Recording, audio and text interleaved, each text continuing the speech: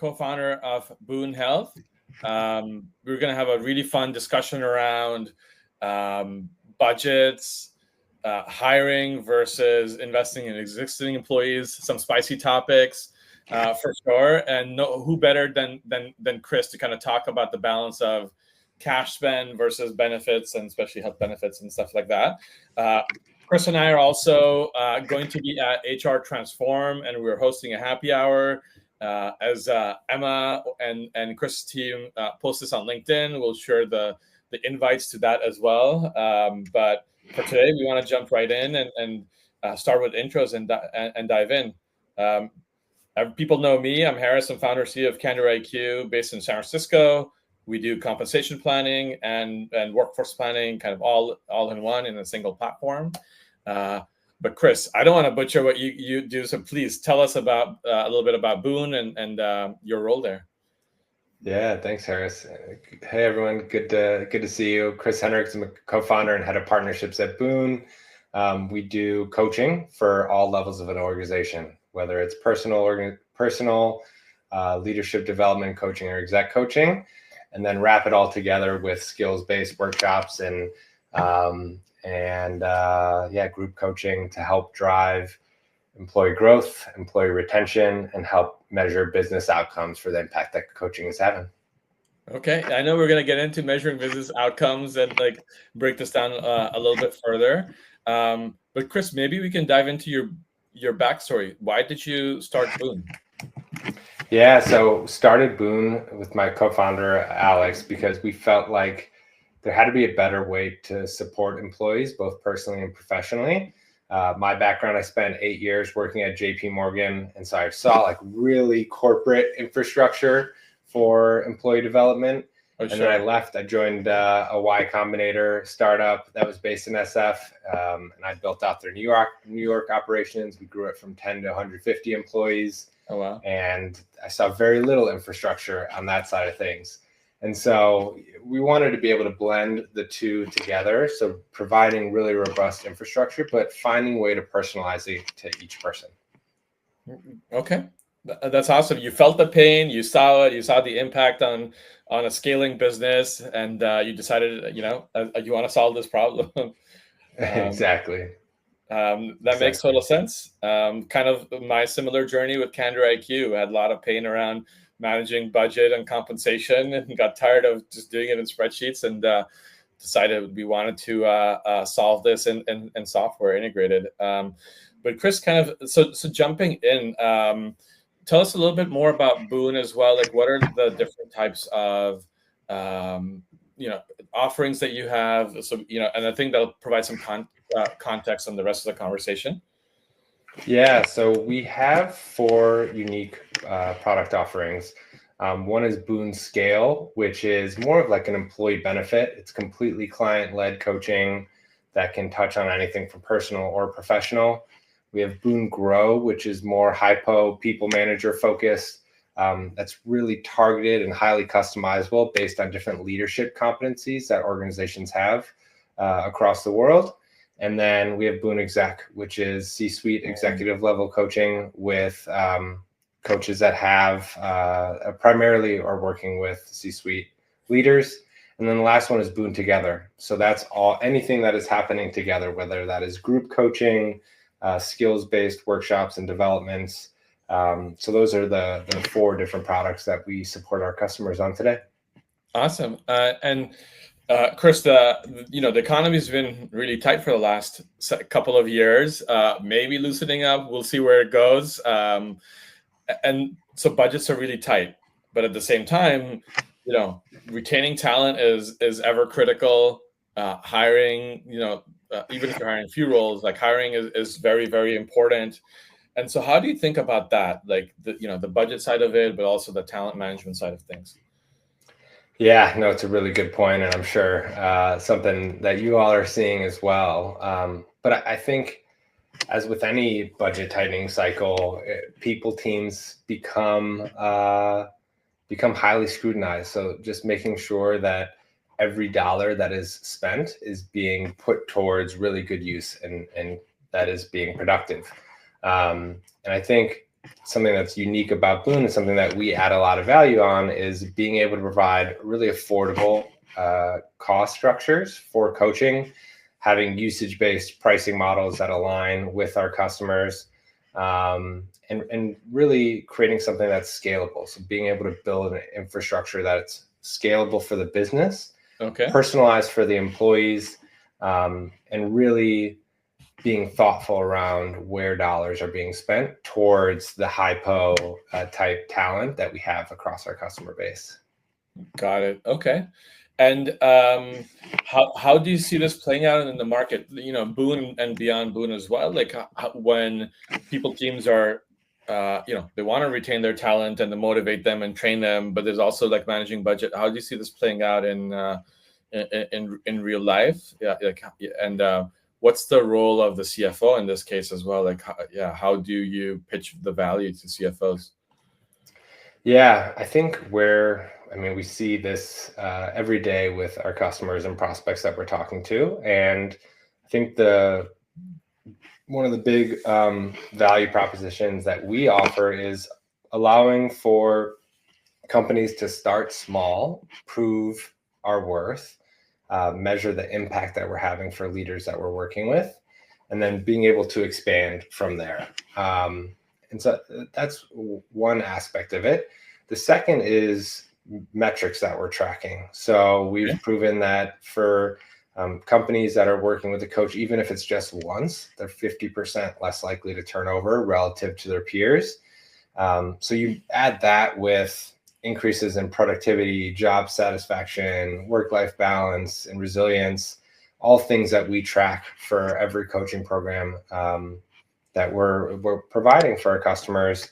You really create this narrative that shows the impact that we're having. So when we're working with CFOs and we're working with people teams, I think being able to demonstrate the value, not only from a qualitative component, because obviously that is essential to what we do, but also measuring the dollar for dollar impact that we're having.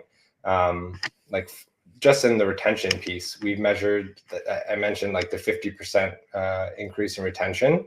When we show that with their average cost of their salary, we find that we have a 3x net return if you're just looking at retention alone. So being really considerate of where we're adding value and how we're saving companies money, I think that's one of the key drivers of our success. And how should people think about, like, you know, learning and development, training, executive coaching, et cetera? Like, what's the value of that for companies? You know, any thoughts or notes there for folks? Yeah, I think the main value is development. I would say the number one challenge that we see across our customer base today and prospects that we talk to is individual contributors that have been promoted into a manager role, or people that have come over as a manager from another company. And managers today haven't been given a lot of the tools to manage well. And so when you think about the impact that people managers have at a company as they continue to scale, it is enormous how much impact that they are able to have and how much impact that they do have. And so making sure that those frontline managers that are dealing with all the challenges of their employees, that are dealing with the growth goals of the company, making sure that they have the support that they need to continue to have that upward trajectory motion, it's quintessential to growth. And so I think you see some of these really seasoned leaders and execs that have been used to executive coaching historically, but it's pretty expensive. So you think about, how do I make this more affordable? How do I make this more approachable and scalable for my company? And that's where Boon really fits in.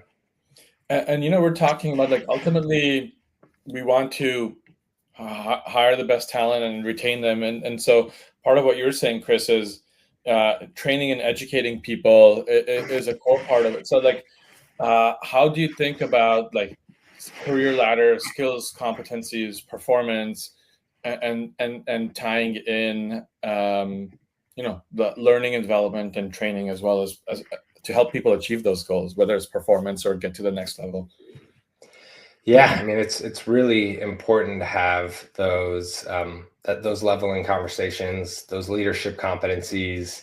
What are you measuring as success for your employees across the organization? It's similar to mission and values, right? Like, how are you communicating this across your talent development infrastructure? But I know that when companies are trying to attract the top talent in today's marketplace, they're asking, what are you going to do to develop me? I am looking to grow at your company. Obviously, I'm willing to work hard. I'm going to give it the best shot that I can.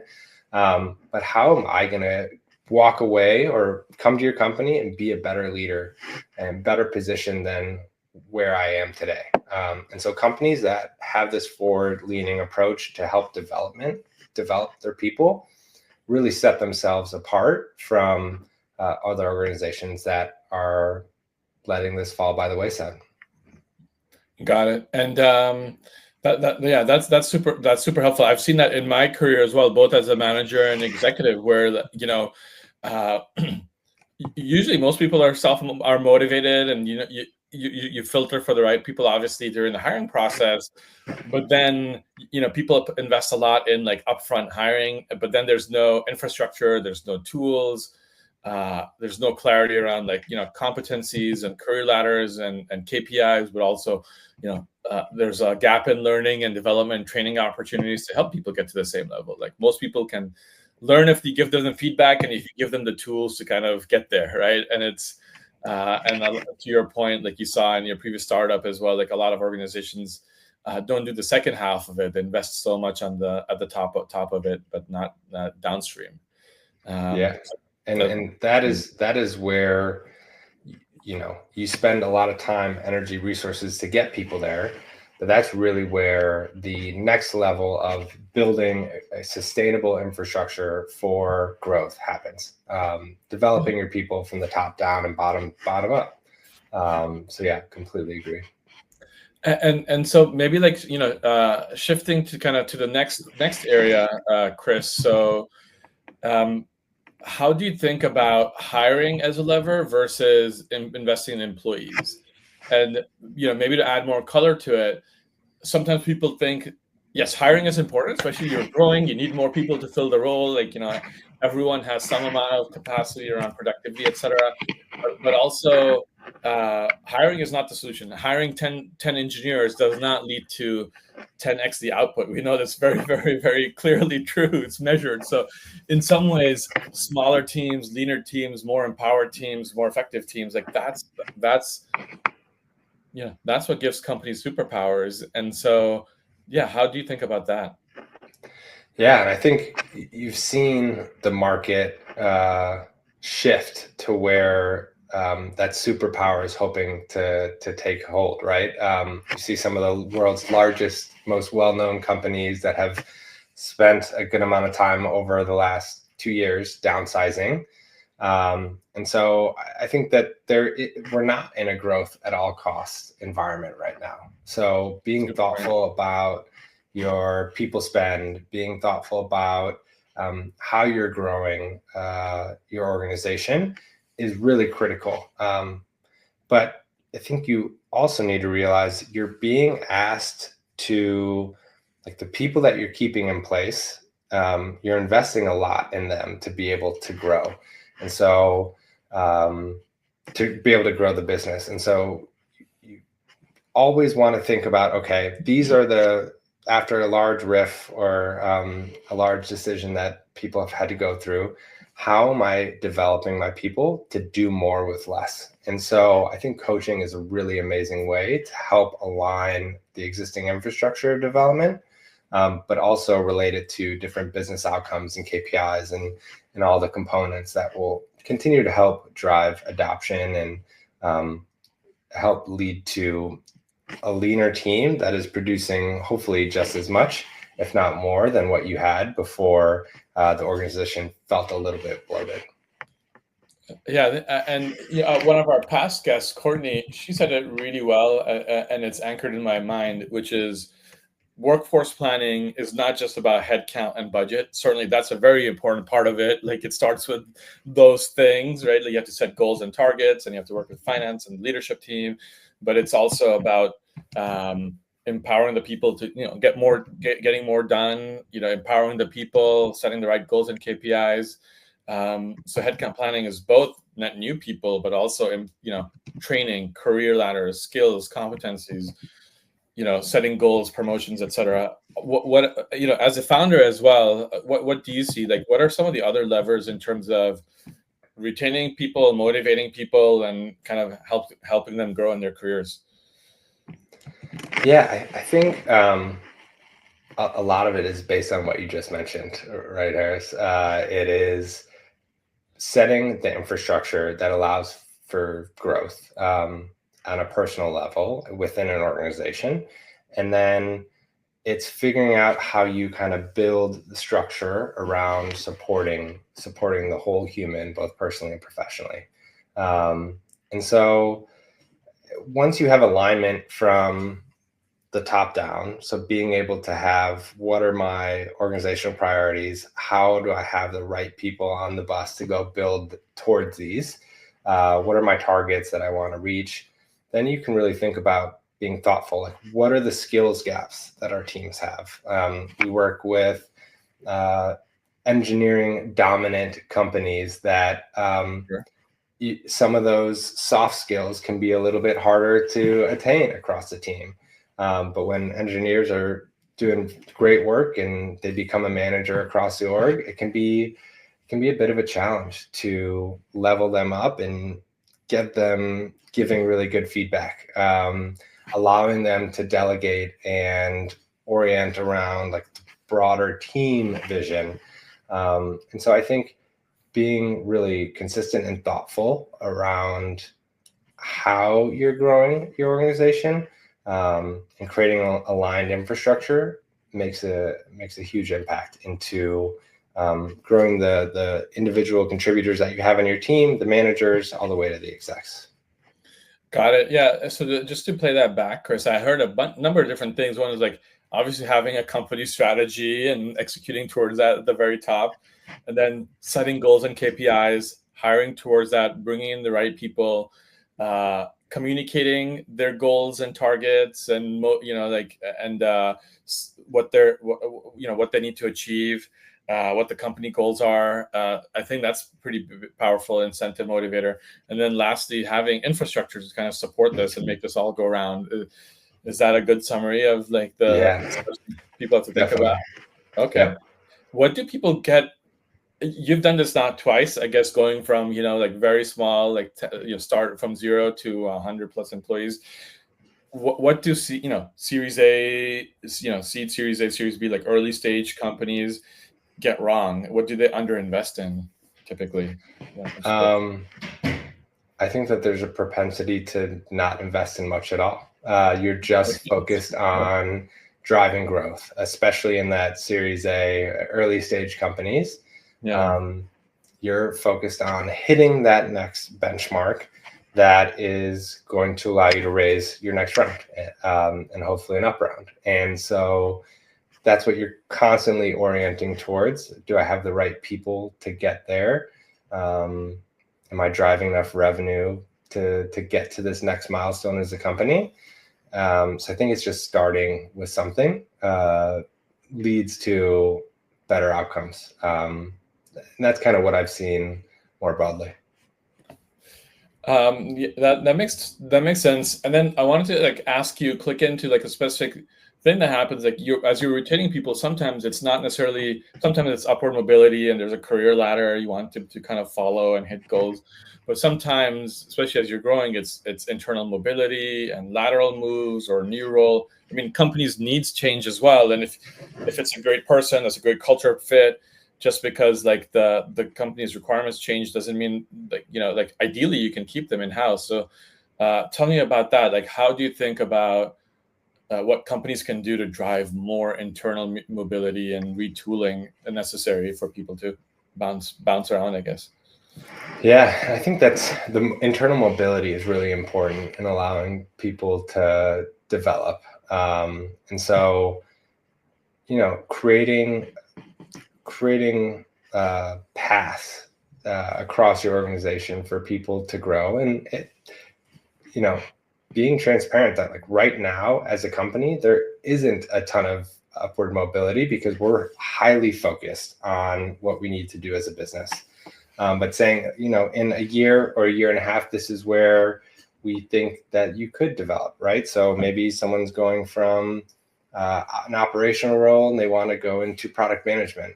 In a year from now, that could be more feasible when the company has grown. So definitely trying to open it up as much as you can, but also being really directive towards like what that timeline looks like. Does that fit within what you're hoping to achieve? And then lastly, I think something that is really important for companies to acknowledge is that sometimes it may be okay for an employee to leave a company, and there may not be alignment in what that person is doing, and that can be okay. That's spicy, but I think you're right. Sometimes it can actually be healthy to have some natural attrition, as long as you're being, as long as companies are communicating the why behind some of the decisions that they're making. It can be fine for natural attrition to happen. I think that sounds tough, but in many ways, like you celebrate that as well, right? And instead of creating a culture of I don't know, secrecy, like sometimes it's just like, hey, this person was tired, they've done it for a while, or like it's time to they want to change, or like a company needs to change, and it's okay. And I even see boomerangs, like I know like Salesforce, where I worked in the past, there were a lot of people used to leave, come back maybe in a different role after some time as well. What I appreciate about that was not necessarily the boomerang was the output, but like Salesforce did a nice job of celebrating the people, their accomplishments, what they did, and if there were opportunities in the future, that were the right fit for that point in time. Salesforce is very, very open because you already know they're a cultural fit and they know a lot about the organizational DNA. So I certainly appreciated that part of it as well, especially at a high growth startup. Like the skills and the work needed at a Series A versus Series B versus Series D is very, very different. And so to your point there, like you want to invest in up-leveling and creating the opportunities and internal mobility first. But sometimes it's the right answer can be like other options. I want to switch gears completely to a different topic, but that's related to workforce planning and workforce tooling. It's AI. It's 2025. Everyone has to have an opinion about AI story. But curious to get your take. What do you think is a role of AI in workforce planning and budgeting, but also like tooling employees? Like, how do you think about that? What are you excited about? Yeah, I mean, I'd be curious to get your perspective on that. But I think from our vantage point, a lot of what we're seeing from a people perspective is just allowing synthesis of data at scale. So being able to have like really laborious tasks that used to take forever, that you can distill it down into really actionable insights for your business. The way that we're seeing it on our end is how can we enhance the type of reporting and feedback that we're getting to companies based on coaching sessions that we're seeing at a micro level. So not who's using it or what's being said, but here are like high level themes that our coaches are reporting that they're working out with your team. How does that overlap with your people management priorities? How are you thinking about solving for some of these key business challenges? And how can you lean into what you're doing extremely well to drive more business outcomes? And so it's something that, scrubbing tens of thousands of session notes that we've had over time, like that is a pretty painstakingly challenging process. And so it's made it quite a bit easier for us, and it really enhances the value that we're able to bring to our customers. But I would love to hear your perspective on how you're seeing it at Candor. Yeah, I mean, like there's some things that we do now, but also the future state. But I'll first start with like the first thing to make AI successful is having the right inputs, the right data. So without the right data, the outputs from AI are also going, garbage in, garbage out. That's what they say, right? And so we invested a lot in bringing together like a lot of data, like compensation data, performance information, cap table, ATS, payroll, et cetera. Bring it all together so you have a single view of the employee. And so I think that was the first chapter. Where we're focused a lot now is around what you're saying, helping with alerts, insights, analytics, reporting, flagging things. And so we're, at least on our end, we're building agents, and we'll have a lot more to share at Transform that can help you answer a lot of those questions, right?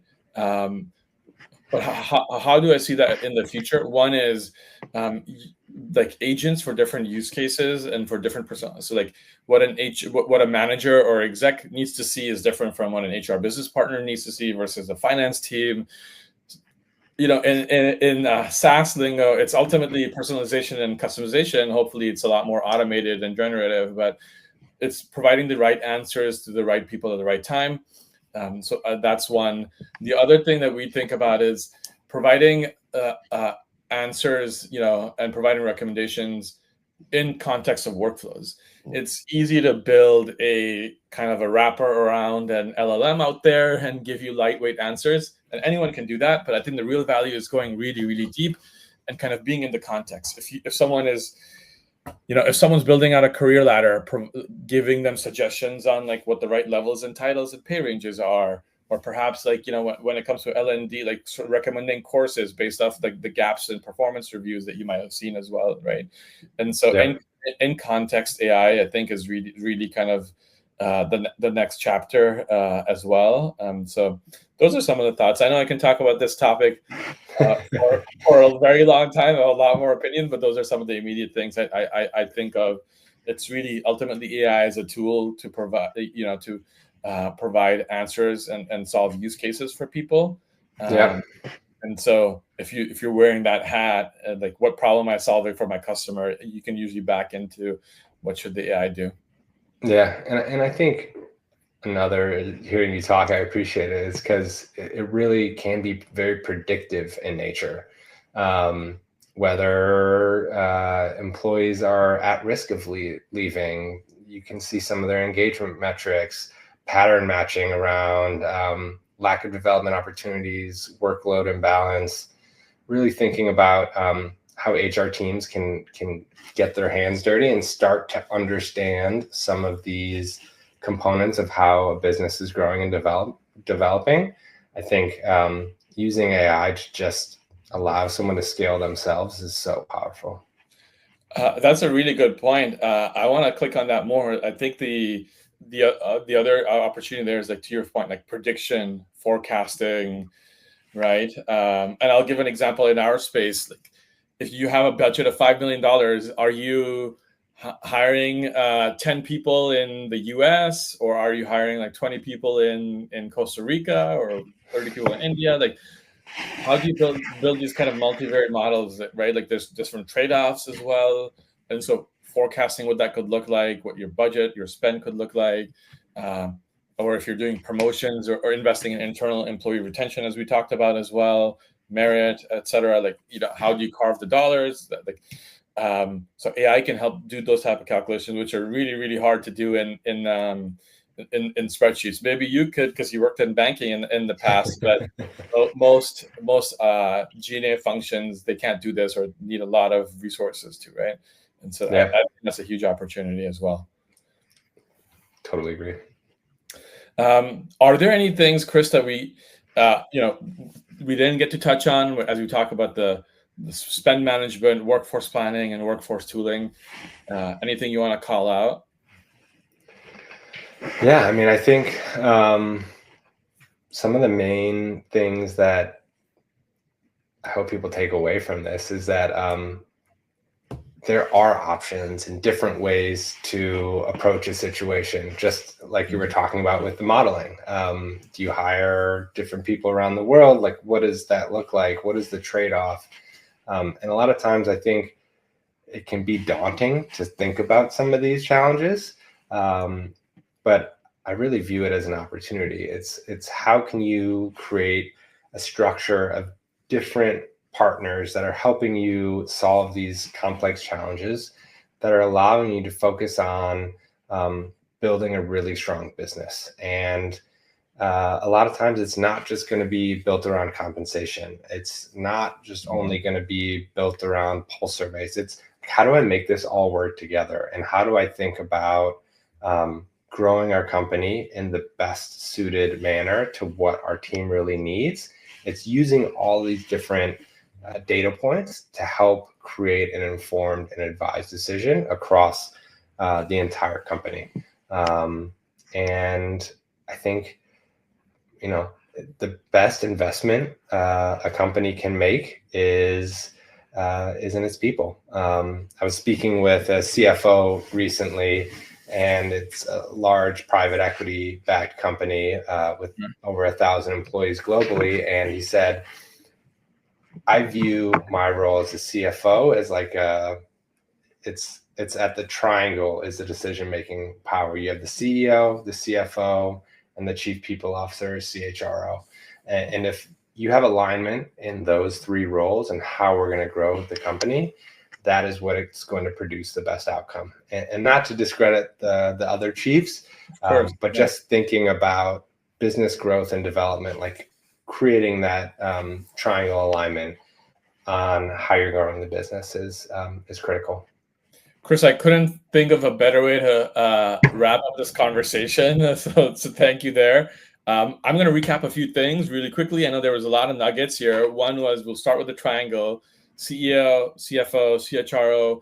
I mean, those are people kind of managing the workforce, right? Hiring, retaining employees, the culture, productivity, what they achieve, etc. In partnership with like all the business unit leaders, for example.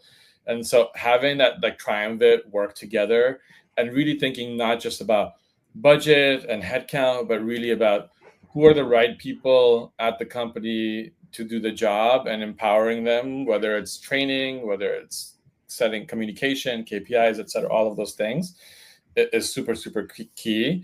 I think that's a great insight. Yeah, I mean, like you had so many other nuggets. Like, you also talked about thinking about like creating the right structure, having the right infrastructure.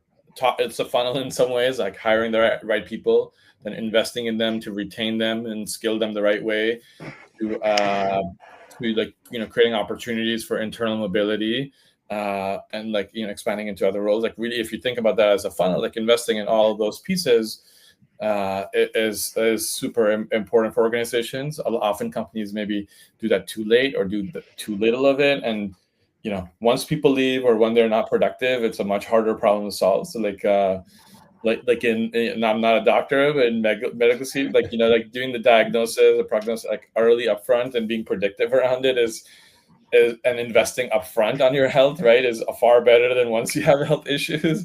It's kind of the same analogy in a way, to kind of maybe dumb it down, but it's really feels true.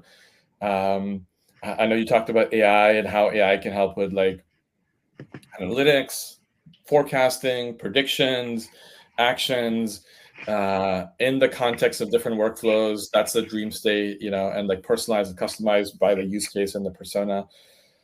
That sounds like a pretty interesting world for us to be in, for sure. Like, drive a lot of productivity, empower the HR team to be a bit more like the finance team, empower the finance team to be a bit more like the HR team, right? Like it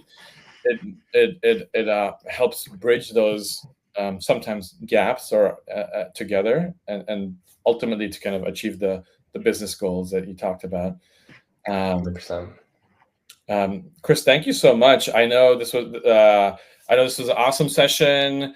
You shared a lot of your journey and backstory. I appreciated that as well.